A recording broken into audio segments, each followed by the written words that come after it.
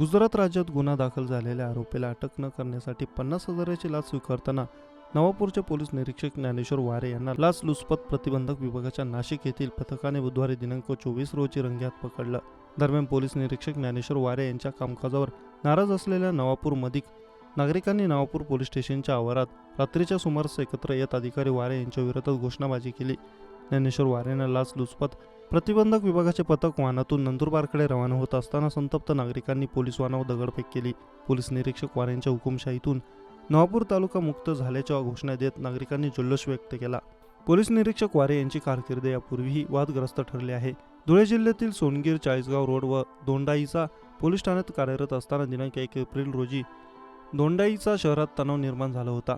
त्यावेळी जबाब पोलीस ठाण्यावर चालून आला होता। याचवेळी अधिकारी वारे यांनी हवेत गोळीबार केल्यामुळे मोठा वाद उठला होता। तर आदिवासी बहुल नंदुरबार जिल्ह्यात अधिकारी लाच घेऊनच सर्व कामे करत असल्याच्या घटनेवरून अधोरेखित झाले असल्याचे नागरिकांचे मत आहे।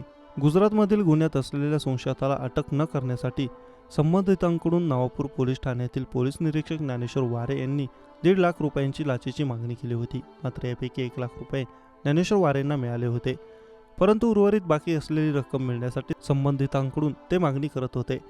मात्र याबाबत तक्रारदार यांनी अधिकारी वारे यांच्या विरोधात नाशिक लाचलुचपत प्रतिबंधक विभागाकडे तक्रार दिल्यानंतर पडताळणीअंती बुधवारी रात्री 8 वाजेच्या सुमारास तक्रारदाराकडून 50,000ची लाच स्वीकारताना पोलीस निरीक्षक वारे यांना लाचलुचपत प्रतिबंधक विभागाच्या पथकाने रंगेहात पकडलं। या प्रकरणात ज्ञानेश्वर वारे रंगात सापडल्याची वार्ता नवापूर शहरात वाऱ्यासारखी पसरताच नवापूर पोलीस स्थानक परिसरात शेकडोंचा जमाव जमला होता। वारे यांनी हुकुमशाही पद्धतीने नवापूर तालुक्यातील नागरिकांना खोटे गुन्हे दाखल करून निष्पाप लोकांना आरोपी केल्याचा आरोपही नागरिकांनी यावेळी केला आहे।